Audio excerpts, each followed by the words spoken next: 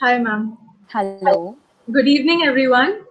A warm welcome from Team Krista. We will be starting the webinar in another few minutes. Thank you for joining us.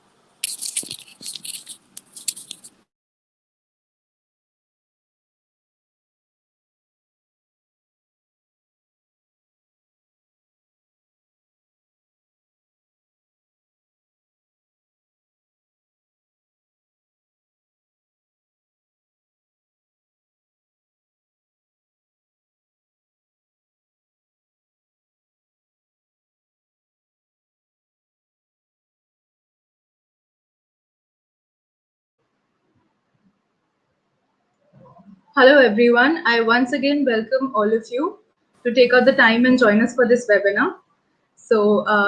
Krista is the mother and child healthcare brand of Redcliffe Life Sciences. It is a complete online reproductive health platform providing all services for fertility and pregnancy. PCOS, polycystic ovarian syndrome, is one of the leading causes for female infertility in India. 1 in 5 women in the reproductive age are affected by it and face difficulty in achieving a pregnancy. I, Shinka Arora, will be the moderator for today. Today we have with us Dr. Akriti Gupta, who will be speaking on the topic of PCOS and pregnancy. Dr. Akriti is experienced in the field of obstetric and gynecology. She holds a special interest in infertility and is actively involved in spreading awareness in women's health issues, pregnancy, and infertility. Welcome, ma'am. Thank you for joining us today, and Thank you, over to you. Shrinka. Thank you so much, Shrinka, for the introduction. I hope I'm audible. Yes, ma'am, you're audible. Okay, fine.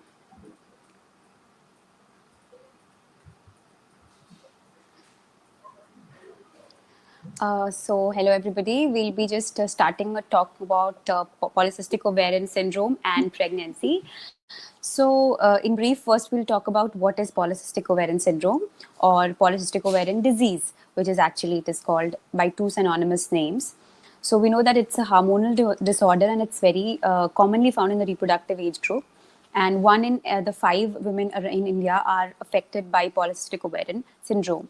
So, why is it exactly to talk about PCOS? Because the prevalence in India is around 4 to 22%, with the majority of the women affecting in the reproductive age group, and this is followed by the adolescent girls. So this is an endocrine disorder. Then most it is a it is actually a syndrome. So syndrome means a collection of few things, that is it is collection of metabolic plus genetic plus environmental factors which come together and make it a syndrome. So polycystic ovarian syndrome hence is its name. So what can be the symptoms? It can be a prolonged menstrual cycles. That is one of the features. Then there can be hyperandrogenism. That is second important feature, which can present in either form of physical symptoms of hyperandrogenism, like there can be acne on your face, there can be excess hair growth, that is called hirsutism. And thirdly, there can be a polycystic ovarian morphology. Morphology means that the appearance of the ovary looks like there are multiple cysts in the ovary. So any two of the three features, if present, we label that lady as polycystic ovarian syndrome. That is the brief introduction, what it is exactly and how do we diagnose it. So this is the same slide which I spoke about in the back, that two of the any three symptoms present, that is oligomenorrhea or amenorrhea, hyperandrogenism. Sorry, ma'am, there's a technical issue. I'll be uploading No this. problem, no Yeah. problem, no problem. Sorry, everyone. Please wait for a minute.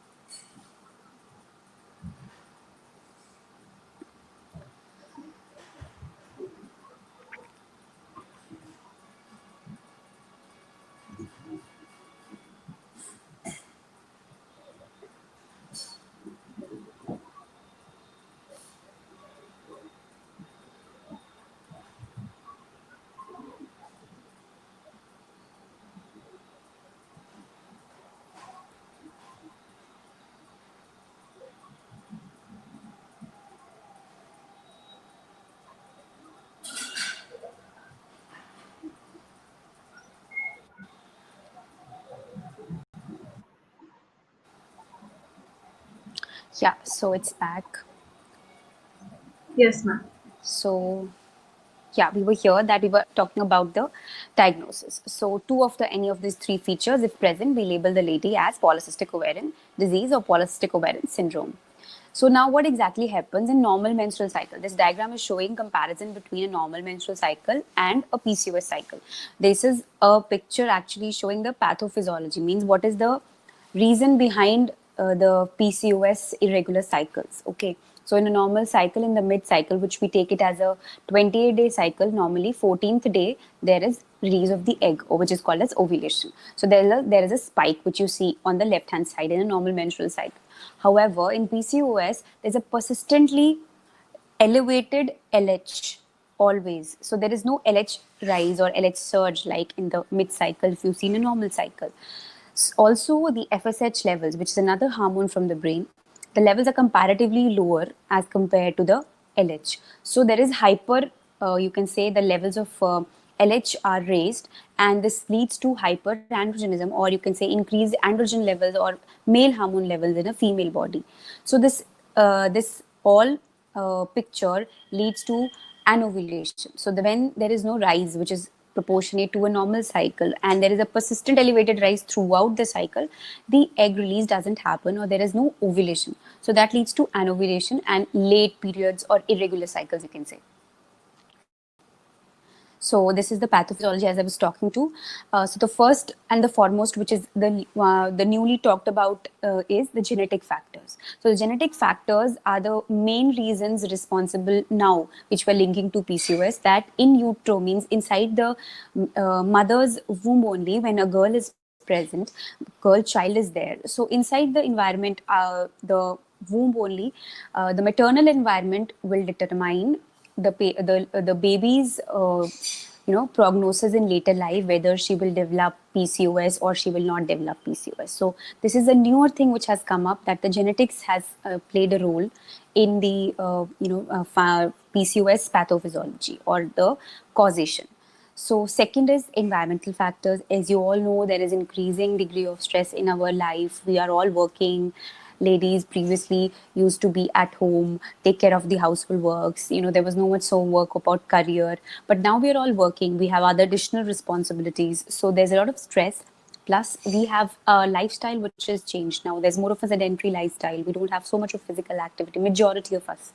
So these all lead to, the basic environmental factors which are responsible for changing the environment in the body as well. So they create a kind of a unhealthy environment, or inflammatory environment, which we'll be subsequently talking about, that can also that is also proposed to be a cause for PCOS. Then comes there are factors inside the body which actually play a role. So we have the brain, where the hypothalamus is there. We already explained in the last figure here that the LH is persistently elevated. So this is coming from the brain. So this elevation is a reason for PCOS and anovulation. Okay, so persistently elevated LH levels, and there is a disproportion between LH and FSH ratio. So that is the hypothalamic factor. Then is the ovarian factor. That is, there is the environment in the ovaries is more of the androgenic. That is, male hormone of the androgens, they are more proportion, and they lead to the arrest of the growing follicles. They will not allow the follicles to grow to an optimal size, and there'll be an arrest, and hence again there'll be no ovulation. So that is an additional factor which adds to it. Then there is low grade inflammation. As I said, low grade inflammation means that PCOS is a chronic lifestyle disease. So there is always elevated inflammatory cytokines. Cytokines are certain substances that are harmful to the body. These are like TNF, for example. So they help you fight infection. Basically, in common term, if you say what are cytokines. So these are persistently elevated in PCOS, and they actually negatively affect because they release a lot of free radicals. Free radicals are basically harmful for the body. So they also have a causative factor in PCOS formation. So that another is a newer thing which has come up, and this low grade inflammation also remains even after you have passed your reproductive age, and then you can later on have other complications of these chronic lifestyle disease, like you can have hypertension, or you can have diabetes, or dyslipidemia, or you can have obesity later on in your life, or metabolic syndrome. So that is all attributed to the low grade inflammation in PCOS. Then there is another factor, which is they are the adrenals. The adrenals are another gland in our body. They are actually endocrine gland. There also there is increased production of the androgens, and these androgens are also indirectly leading to the hyperandrogenic state in the body, and thereby causing PCOS. So these are, in short, various factors, the causative factors of PCOS. So it is not just the one area that only one organ is involved. You have multiple organs involved in PCOD, and you also have genetic and environmental factors. So then we have the clinical picture. The clinical picture, as we all told, we talked about previously also, there'll be hyperandrogenic features. So hyperandrogenic features, now the clinical picture, it depends upon which age group you are talking about. So if we talk about the adolescents, the common cause of concern will be hyperandrogenism, where there'll be acne, hirsutism, and there can be irregular periods. There can be these other various symptoms which an adolescent girl would come to you, or there can be obesity as well. So then in the reproductive age group, these symptoms could be commonly seen as, again, hyperandrogenism, a cause of concern, acne, hirsutism, or alopecia. There'll be frontal balding. In the frontal area, there'll be loss of hair. So that can be seen. Along with it, patient might come to you with irregular periods again, or she may also come to you with difficulty in getting pregnant. So that could be reasons. That means she might be having infertility. So these are the problems which a lady can face in the reproductive age group. Thereafter, in the late age group, that is, if you are approaching menopause, perimenopause, or menopause, so what happens is the common symptoms like menstrual irregularity and hirsutism would go away. The primarily symptoms would be the diseases which come because of chronic inflammation. That means you can have, the patient might present you with hypertension or diabetes, or there can be dyslipidemias, she might be obese, and there can be metabolic syndrome, or very rarely we have association of PCOS with the cancer of the uterus. So there can be endometrial carcinoma. So she might present you with irregular bleeding, or increased thickness of the uterus on ultrasound. So that is the symptoms. So the clinical picture actually varies according to the age group affected because of PCOS. Now, many people, they have doubts, like only obese patients, like if you have a girl who is obese, so she's likely to have PCOS. So there's a myth in the minds of people that PCOS and obesity are related, and also insulin resistance and PCOS are related. So there's a very important thing that definitely insulin resistance is an independent risk factor involved in the pathogenesis of PCOS. but it is around seen in around 65 to 80% of the ladies suffering from PCOS. However, obesity itself is around for 50% associated with PCOS. So not all women with PCOS will be obese. So here there is a classification which was recently proposed, and it had divided PCOS into four categories. So the four categories, the first and the two category were the ones which were called the classical PCOS, and these women are likely to have the classical picture of PCOS, like hyperandrogenism, there'll be hirsutism, acne on the face, or there'll be increased blood levels of testosterone. Also, they will have irregular menstrual cycles. Then, primarily, these patients will have more of metabolic features. They will present with obesity or dyslipidemia, or later on in life hypertension. So, this classical group is the main group which is majority of women suffering from. Whereas the whereas the non-classical group includes 3 and 4 category. In third and fourth category, there'll be a variation of symptoms. Like in the third one, there'll be hyperandrogenism, but the ovulation would be normal. However, there'll be a morphology in the scan. You will find that which is of polycystic ovarian syndrome. So that is the type 3, which is again the non-classical one. Also, the type 4 will be where hyperandrogenism features won't be there. So you might not have any elevated levels of testosterone or no features of hair growth on your body or acne present on your body, but your scan is showing PCO morphology, and you might have irregular menstrual cycles. So this kind of females usually don't have the metabolic problems. They might not be obese, they might be lean. So then again, this problem arises that these type 4 group of patients will be lean, they'll be thin, but they will be having PCOS because they fit into the two criteria, that is irregular menstrual cycles and the scan findings, but no clinical features. So there are 4 categories according to these different symptoms and their rearrangement in different classes.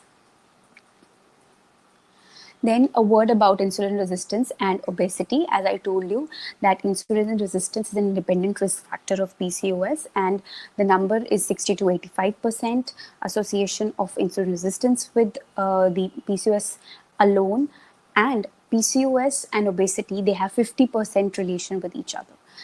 Also, insulin resistance and obesity are also interlinked. Suppose a patient is obese, it is likely that she will have insulin resistance. So, what exactly it is insulin resistance is that there'll be there'll be resistance or the sensitivity of the cells in your body to insulin. That is, insulin is needed to digest the glucose. So that would be lessened. And there'll be indirectly, this insulin resistance leads to changes in the body, like it decreases certain proteins in the body, that lead to increased free levels of the testosterone. And again, this free levels of testosterone will create an androgenic environment in the ovary and will lead to anovulation. So this is how it is linked. Then we come to a major topic, that is PCOS and fertility and pregnancy. So it is seen that around 70% of the women will be having problems of fertility. Means they will be having difficulty in getting pregnant while they know that they have PCOS, or they might not know. First time they get diagnosed only once they start evaluating their infertility issue. So 30% will have no problem. They will be naturally pregnant. They'll be instantly pregnant, maybe in a 1 year's time. So that would lead to the lady consulting a fertility specialist or a gynecologist. So we need to know what is infertility first. Actually, infertility is defined when over a period of 1 year, a couple who's staying together and they are trying unprotected intercourse. They are trying and they are able to get pregnant. So that is called as they have good fertility. But however, this duration of 1 year is fulfilled and they are trying unprotected intercourse, and they're trying at a normal frequency, like 2 to 3 times a week during the the frequency period, or you can say the fertile period. So if that happens and she is not getting pregnant, she will be labeled as infertility. So that 1 year is very important. So in this 1 year of time, suppose if a patient comes to you, she might get diagnosed with PCOS for the first time during then. So she will be falling into that 70% of people who are not getting pregnant after trying for 1 year. However, 30% of them will be getting pregnant, and they might not even know that they have PCOS.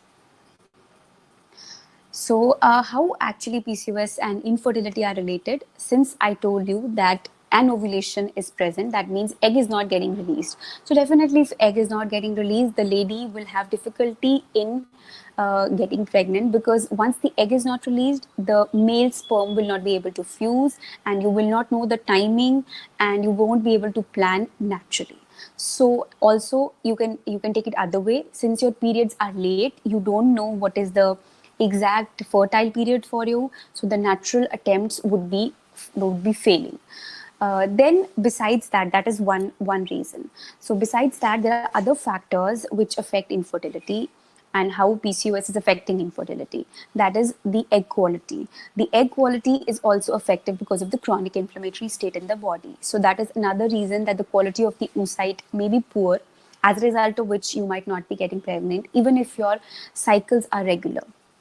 If there's a poor quality egg, so definitely if there's a poor quality egg, majority of the embryo quality is dependent upon the egg, so that leads to improper poor quality embryo, that is the baby, so then there are other factors besides the egg quality and the ovulation, which can also lead to infertility. That is the uterine factor. So in the uterus, that is the that you can in common language, the mother's womb, which you call. So the lining of the uterus might be affected. How there are certain factors or certain substances which are good for the implantation. So these substances tend to be lower. They are present in a lower amount in women with PCOS. So once these are present in a lower amount, they will tend to tend to block that implantation, or they will prevent that implantation or hinder that implantation. So that would be another reason of the lady not getting pregnant despite a good quality embryo also. Also besides that, there are, as I told you, chronic inflammatory state. So the good type of inflammatory cytokines are in a lesser number than the bad ones. So that also leads to unhealthy endometrium or unhealthy uterus lining, which also leads to hindrance in a implantation. So these are certain factors at the level of the egg and the uterus which are primarily needed for getting a successful pregnancy. So now, if a lady with PCO is getting pregnant, she got pregnant after treatment, what all problems she can face? Actually, we'll come this to later. We'll discuss how actually PCOS a woman can conceive first. So this is the one. So suppose if a lady is getting problem in getting pregnant, what all she can do? She, first of all, the doctor will always prescribe her lifestyle modifications. That is, try losing weight if she is very obese. That is also acting a hindrance to her getting pregnant. Second, she will be giving her certain drugs which will increase increase the size of the egg and also help in egg release, so that she can try naturally. Then there are insulin sensitizers, like you all know. We talk about metformin and we talk about so these are basically, they will increase the sensitivity to insulin. They will just add on to the action of ovulation agents, but they will not primarily will not primarily help you in getting pregnant. So these are the add-on drugs, you can say. Then laparoscopic ovarian drilling. So it is something which is so much common that many of the gynecologists, once they have failure of the drugs like ovulation induction agents, they go for laparoscopic ovarian drilling. So it is the doctor's choice, as well as it depends that what kind of patient you have. So you can do either laparoscopic ovarian drilling, where we puncture the small cysts, and this tends to lower the hormone levels of androgens in the ovary, and hence create a better environment for the egg growth and release as well. So this also helps in the getting the lady pregnant. So just adjacent to laparoscopic ovarian drilling is use of certain injections which are called as gonadotropins. So these gonadotropins basically are hormonal injections which also increase the size of the eggs in the ovary, and they tend to correct the hormonal balance inside the body and reach to an optimal level, so that we can, with the help of certain injections, we can help the release of the egg, and we can try certain procedures, whether we are trying naturally or we can try certain procedures like IUI, that is intrauterine insemination. So that is considered equivalent to laparoscopic ovarian drilling. Lastly, what we talk about is the third option, that is ART, that is artificial reproductive techniques. So artificial reproductive techniques, basically we talk in common languages IVF or ICSI, that is ICSI. So we switch over to the third step once we have tried the first and the second line. And this has to be decided as per the doctor, because there can be certain other factors other than the ovarian polycystic ovarian syndrome. Like there can be the husband is having some fertility issues, or the tubes might be blocked, or the quality of the egg forming, or there is, trying normal, you have tried all the previous attempts, but you are not still able to achieve pregnancy. So those certain conditions where you want to use IVF, so we have to go with the third line, that is in vitro fertilization.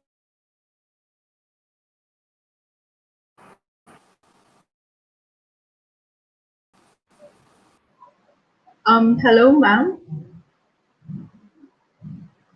Yeah, ma'am, you're not audible.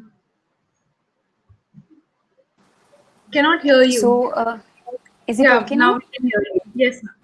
Yeah, so we'll be talking about now how PCOS will affect pregnancy. So once you have tried these treatments and now you want to try, now you have successfully become pregnant, what all risks PCOS will have on your pregnancy. So there'll be, as that chronic inflammatory state, as I told you, definitely the doctor will prescribe you certain hormonal tablets during your pregnancy course to keep those levels down. Like most commonly we use progesterones, which help in improving the good quality inflammatory cytokines in the endometrium, or you can say the uterus, which help in sustaining the pregnancy. So that will be there, but still you will have certain threats, which can be like miscarriages. You can have, because of the same reason, the lady might undergo miscarriage. They also propose that the cervical tissue is little weak as compared, because of the hyperandrogenic state. So it might lead to a cervical incompetence, or you can say the cervix, there'll be just during the mid trimester, you can say around second, after the third month, between the third and the fourth and the sixth month, there might be just uh, painless labor that they can be there. There can be painless expulsion of the baby. So that is called, could be because of the cervix being weak. So that is called a cervical incompetence. Then there can be development of diabetes in pregnancy, which is called as gestational diabetes. That is because of the same reasons of chronic inflammatory state. Also, there can be preeclampsia or hypertension in pregnancy in any form, one of which is preeclampsia. Also, since these complications arise, there can be preterm delivery. There can be increased rate of cesarean section. Gestational diabetes can also lead to a big size baby. That means macrosomic baby more than 4 kg, which has other complications associated with it. That is, there can be bleeding after the cesarean, or there can be problems to the baby as well.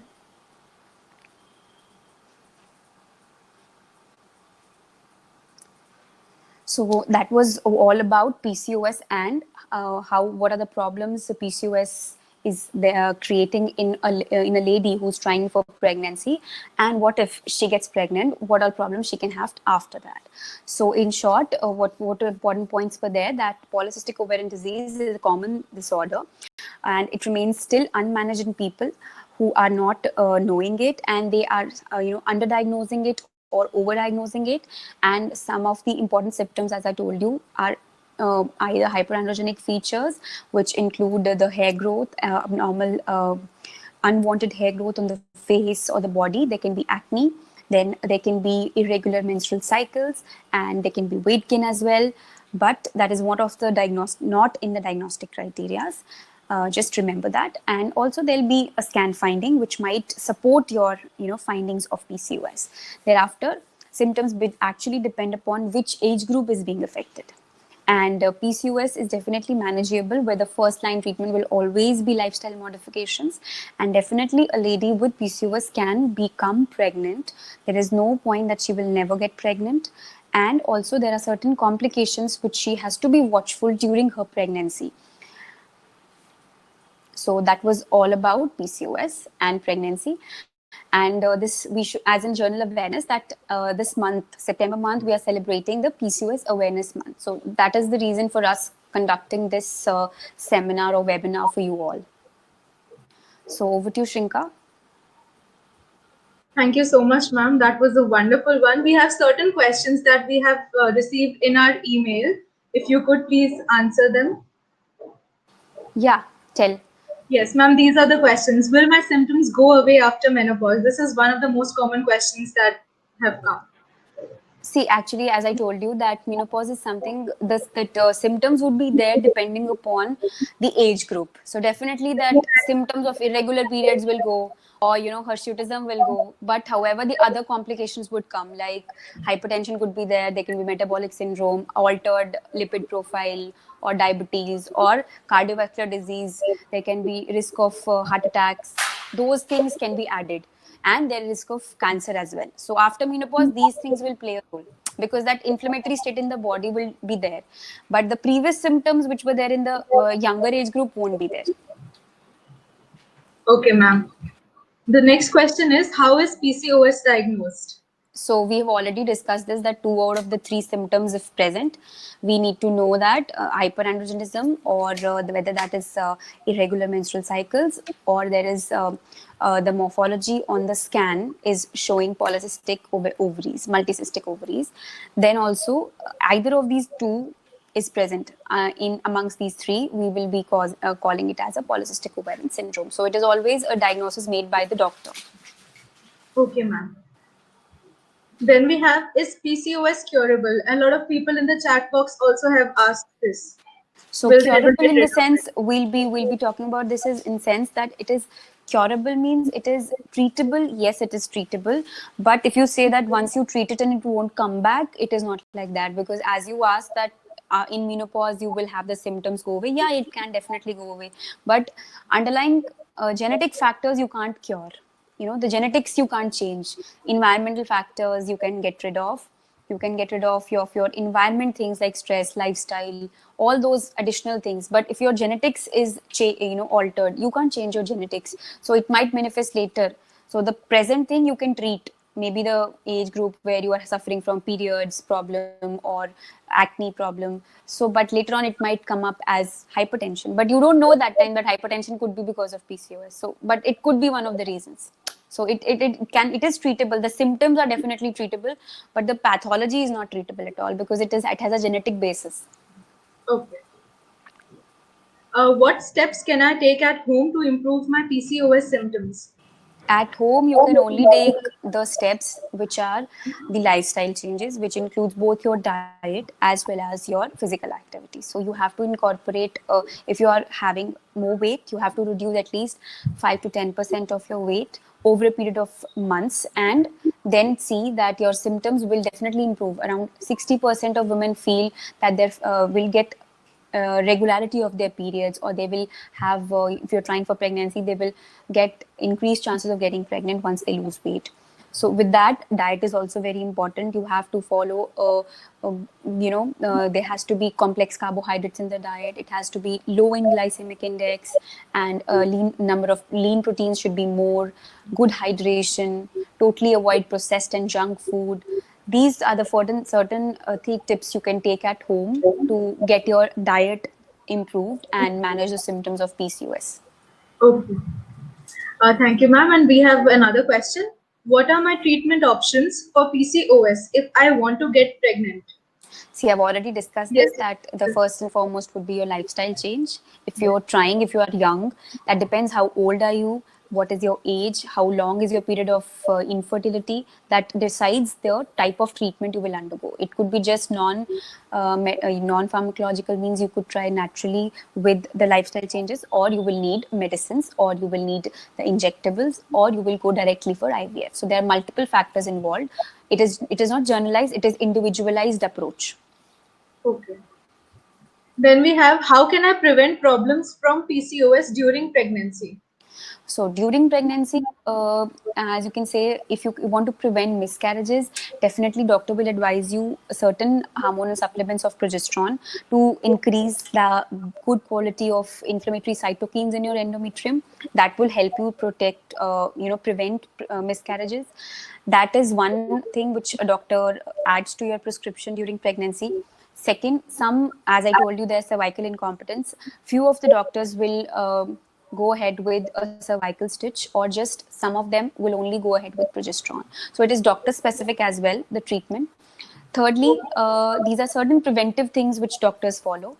Then besides that, for the patient, to prevent hypertension and diabetes, for diabetes, definitely we'll tell them to take not too much of sugar. If there is a history of diabetes in the family, to generally take foods with low GI, so that they don't have don't develop gestational diabetes in pregnancy. Or certain things like hypertension, if she's already having a risk factor or hypertension at home, to avoid salt restricted diet, to take salt restricted diet, and also to take less of stress, practice yoga or meditation during her pregnancy to relieve the stress and prevent the occurrence of hypertension. Okay. And how can I manage PCOS? I think in your Yeah, we've earlier already discussed this. answers, we'll skip this. Again, you've answered Yeah, this. That how can it be managed with the change in diet? All they have to do is change into a healthy lifestyle. And yes, this can also miscarriages be? This also you have told us. discussed. There are two Actually, options. The doctor will only decide on them. yes. Are there certain supplements that they can take off the shelf to help treat PCOS, or it is important that they consult a doctor? Yeah, it is important they consult a doctor. It's not something what you call over the counter drug like multivitamins or something which you have to take, but there are certain things like omega-3 fatty acids which have proven to be beneficial to reduce the inflammation in the body, and also vitamin C. These are certain things which are some people they are taking over the counter, you can say. But definitely it is better you go to a gynecologist so that she prescribes you and then you take the medicine, because after all at the end of the day they are basically drugs, they are basically medicines. So you just can't take supplements, you can't take that just there are certain ayurvedic preparations as well nowadays, but I really don't have any so much, I don't have any reviews on how these ayurvedic supplements are treating PCOS. But let's see. But the rest is all, you have to consult a doctor. The doctor will prescribe you the supplements as well. Okay. Are there any complications of PCOS on an IVF pregnancy? Complications, you can't say complications. There are certain problems we might have during the IVF process, like the quality might be poor. So that would lead to a poor quality of an embryo.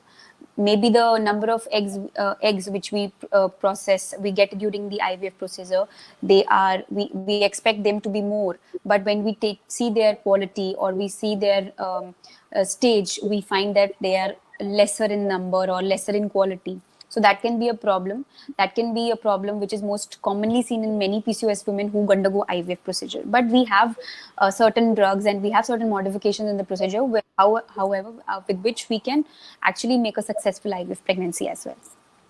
Okay. Yes, I think these are all the questions that we have, but we have a lot of questions in the chat box. We'll take up a few of them. So the first one is by Miss Neha. My AMH value is very low, and I have a Mm-hmm. cyst in my left ovary. Will I I get have what? pregnant? I I have have what? a cyst. So that's not about PCOS. That is, I think she might be having some endometriotic cyst, or that is not pertaining to our topic, Shinka.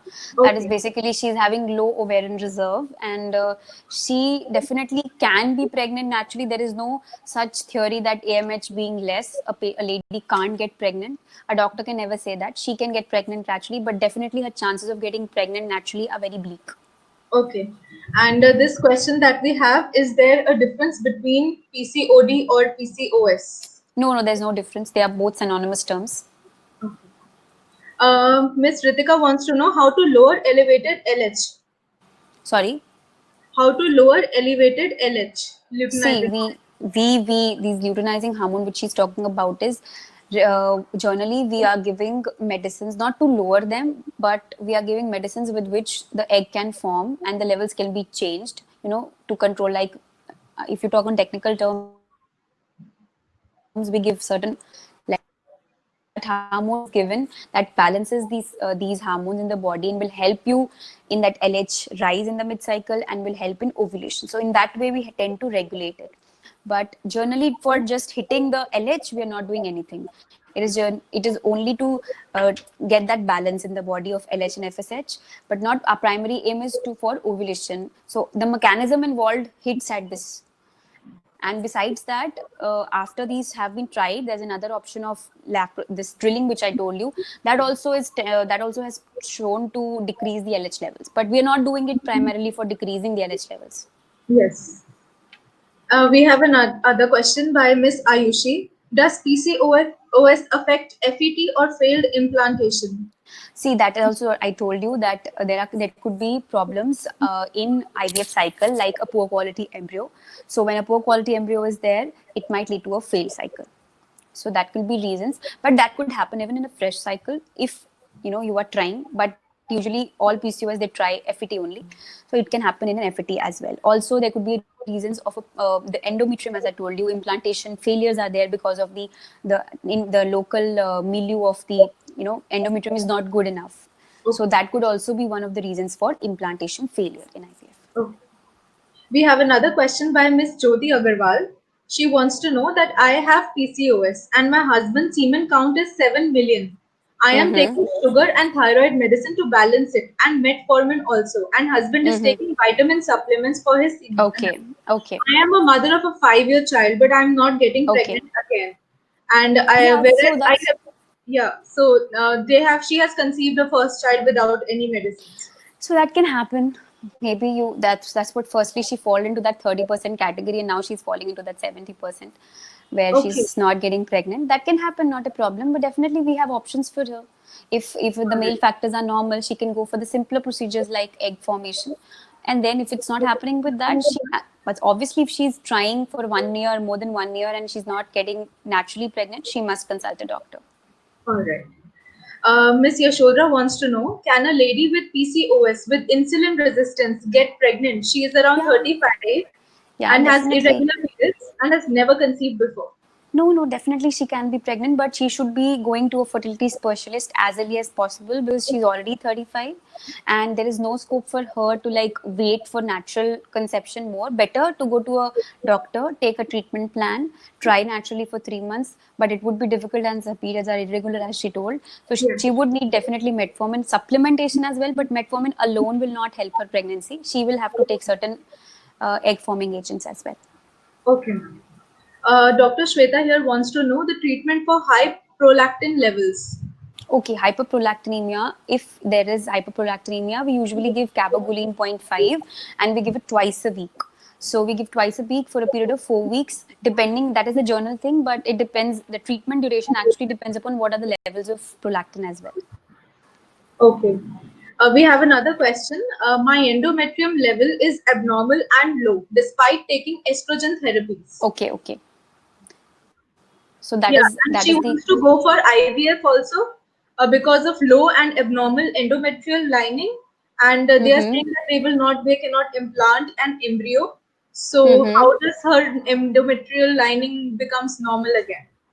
See, if there is an issue of this, there are various substances which we are, newer technologies are there.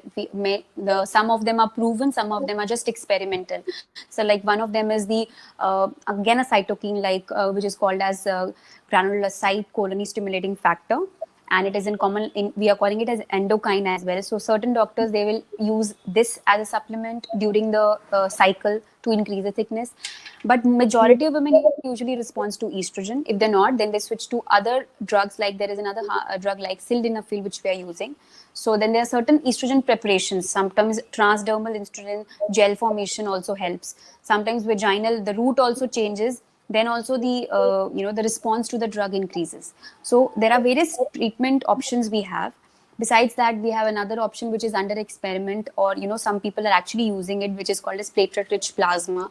So that also helps in increasing the lining. But these are some things which come only once you've tried once with estrogen, and if you're not attempting with that, or you've changed the routes as well and you've tried other oral drugs, then you switch to these options. Then you have HCG also. We give injectable HCG in the uterus so that it also improves the lining. So we have various options, but definitely the science is so much of advanced that there is a level which she can definitely undergo IVF with all these in mind. Okay. We have another question by Miss Latika. If a girl has PCOD, then is there any chance that she can have cyst also? I think this is what the entire Yeah, webinar was about. yeah, she might or she might not have that morphology Okay. actually. Okay. Then we have another question by Mr. Arif. My wife has PCOS and she never had regular periods. And after consultation, she has taken metformin and hormonal tablet from 1 month. When will it cure? See, it's just a 1 month thing. You have to take it for at least 3 months to get the results. And we are also not sure that after 3 months also the periods will regularize. But I advise you, if she's overweight, let her lose weight first. That is the primary thing which will help her in getting her periods regular. Okay. Just don't stick to medicines that they will help her getting the periods Okay. regular. It won't happen. All right. Then we have another question by Miss Shivani. Hi, ma'am. I am also suffering from PCOD since 6 to 7 years. Without medicine, my periods will not come naturally. Now I am married and planning for baby. What can I do? Now I am Married and I'm okay. planning for a child. She has to go to a doctor and she has to take her prescription as early as possible. She can't try definitely naturally. She has to go for a treatment. Okay. Another question. Okay, this you have already answered. Yeah, there is another question by Miss Sonia Sachin. I have a cyst, so my periods are irregular, but I already took the medicines for correcting my periods, ovulation, and cyst. But now Mm-hmm. I am also not getting pregnant, and Mm-hmm. sometimes they are missing 2 to 3 months my periods. Why is Mm-hmm. it like this? And when I take the medicines for the periods, at that time only I have the periods. I think you've just answered Hmm. another question. Yeah. Okay. Yeah, I think this is one of the last questions. I think we have 2 or 3 more. So Miss Salima wants to know that she has a retrovertal uterus. So is there a problem for pregnancy and periods No. have very less flow? No. See, retroverted uterus is around in 10 to 15% of a normal population. So there are myths like you have retroverted uterus, you cannot get pregnant. It is not like that. You have to try, but there are certain positions which are different. You can try for that. For getting pregnant naturally, but it is not like some. It is not a pathology in infertility. It is a common variant. It is a common variant of uterus position. Just remember that and try naturally. Okay, ma'am. Then we have another question. Can the metabolic syndrome caused by PCOS go away with treatment? See, PCOS treatment is only for PCOS, like the treatment of the symptoms, okay, not the pathology, you can say, not the genetic factor. It is only the treatment we are managing, like we are treating a hyperandrogenism, or we are treating ovulation problems, or we are treating the pregnancy problems. Then when it comes to metabolic syndrome, you have to treat metabolic syndrome, like you have to treat the lipids, the which have been changed, or take care of the hypertension, take care of your heart, take care of the diabetes. So then you have to hit at those levels, not just managing. Then you can't give pills or for menstrual irregularity, then you can't take medicines for your acne, so those cannot work. Only symptoms which are there, those have to be treated with the medicines that are available. Ma'am, we cannot see you. I think there is some problem with the Or maybe with my net or maybe my net got exhausted. It's okay. At least we can hear you. I think Yeah. that's what is important. So another question we have by Miss Anuradha. She has a simple cyst, but the doctor is telling her to get a minor operation done. That Is there cyst any might chance? be bigger, that might be definitely bigger, or it might be persisting for a longer time, not getting cured naturally with 2 3 cycles, or that might be an endometriotic cyst, that could be an hemorrhagic cyst as well. So it depends what kind of cyst she has. It doesn't simply mean that doctor is asking her to go for an operation just like that. Okay. Another question is, what is the reason for secondary PCOD? Secondary PCOS, basically, I think she means is secondary infertility. Okay. I haven't heard any word like secondary PCOS till now. All right. Maybe it means that first time they tried pregnancy, what she means is this, that she tries pregnancy for the first time and she got pregnant. And later on, like secondary infertility is there, and then she's diagnosed, or she knows that she's PCOS and now she's not conceiving. So that's secondary infertility. There's no term called secondary PCOS. Okay. We have another question by Miss Tanya. is Letrose tablet good to conceive? Can Letrose Yeah. help in conceiving? That is the first line Okay, medicine we are using for PCOS. all right. Then I think this is the last question that we have. I am not able to conceive because of PCOS, and as I have had irregular periods that goes into a range of 30 to 45 days. I think she'll need a proper consultation and supplements like you have suggested before. Yes, I think, and ma'am, a lot of people are thanking you for this wonderful session. Okay, thanks. So thank you for giving your time to us, and thank you all the guests. We'll wrap up our webinar here, and please stay tuned for the upcoming webinars from Krista. Thank you so much. We'll go Okay, outside now. thanks. Thank you so much, ma'am. Okay, thank you. Bye. Yes.